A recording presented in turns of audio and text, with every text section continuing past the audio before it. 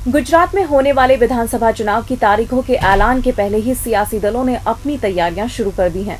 गुजरात में अपनी सियासी जमीन हासिल करने के लिए आप पार्टी के नेता अरविंद केजरीवाल ने पाटीदार आंदोलन के संयोजक हार्दिक पटेल के ऊपर डोरे डालने शुरू कर दिए हैं।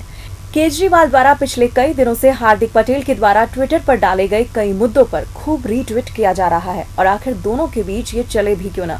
दरअसल दोनों ही देश के प्रधानमंत्री नरेंद्र मोदी के धुर विरोधियों में शामिल हैं। कयास ये लगाए जा रहे हैं कि आप पार्टी के नेता अरविंद केजरीवाल हार्दिक पटेल के माध्यम से गुजरात में पटेल वोटों को अपने पक्ष में करने के लिए सोशल मीडिया पर उसकी पीठ थपथपा रहे हैं। यही नहीं, अरविंद केजरीवाल भी हमेशा नरेंद्र मोदी के खिलाफ होने वाले किसी भी मूवमेंट को लेकर तैयार रहते हैं। इसी वजह से नरेंद्र मोदी के हर दुश्मन को अरविंद केजरीवाल अपना दोस्त बनाने से नहीं चूकते हैं।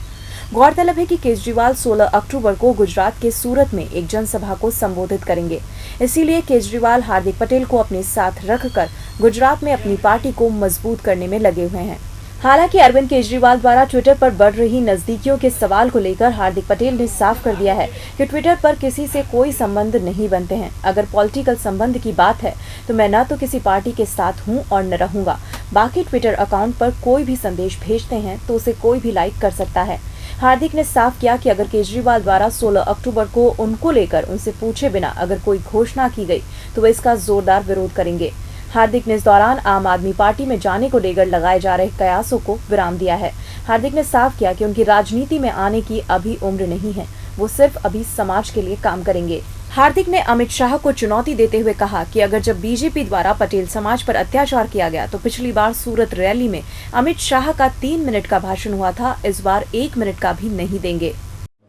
देखो, पहली तो बात ये संबंध किस प्रकार के है वो आपको पहले क्लियर कर देना चाहिए। किस प्रकार के संबंध की बात करते हो। अगर ट्विटर के संबंध की बात हो तो ट्विटर में एक जाहिर जीवन है, उसमें किसी भी प्रकार की पोस्ट डालो, उसे रिट्वीट करो, वो संबंध नहीं बनते। वो तो किसी को अच्छा लगे और उसे आगे पहुंचाने का कार्य करे, वो एक बढ़िया बात है। और अगर आप पॉलिटिकल संबंध की बात करते हो तो मैं किसी पार्टी के साथ जुड़ा नहीं हूँ, तो ये पहली बात है कि मैं किसी पॉलिटिकल संबंध से मैं तो किसी के साथ हूँ नहीं। अब आप किस प्रकार के संबंध की बात करते हो वो आप पर छोड़ा जाता है। ट्विटर पर तो पहली बात कि मेरे जो विचार है वो मैं रजू करता हूँ, वहाँ पर डालता हूँ और उसे अगर कोई आगे भेजता है वही, और ना किसी जाति या किसी नेता के साथ या पार्टी के साथ मेरे कोई प्राइवेट बातचीत नहीं होती।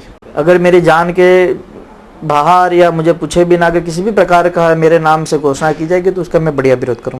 समाज की बात जब आती है, जब जनता की बात आती है, वो अपने पूर्ण रूप से स्वतंत्र है अपने वोट डालने के लिए, तो समाज तय करेगा उसे क्या करना है। अगर समाज के हितों के लिए कोई खड़ा रहेगा तो उसके साथ समाज जाएगा, उसमें कोई झिझक है ही नहीं। हम इसलिए विरोध करते हैं कि उन्होंने हम पर अत्याचार किया है, समाज के 14 बच्चों की हत्या की, माँ बहनों पर लाठियां बरसाई है, इसलिए विरोध कर रहे हैं। हम किसी जन्मजात किसी के विरोधी नहीं है। अगर वो समाज के लिए अच्छा कार्य करेंगे, अगर जनता के लिए अच्छा कार्य करेंगे तो हम उनके साथ खड़े हैं। अगर हमसे वो दुश्मन, हमसे अगर हमारा कोई अत्याचार हम पर करेंगे, अन्याय करेंगे तो हम जमकर विरोध करेंगे। जिस तरह से सूरत में किया था, 3 मिनट का भाषण हुआ था, अगली बार ये हुआ तो 1 मिनट का भी भाषण नहीं होने देंगे।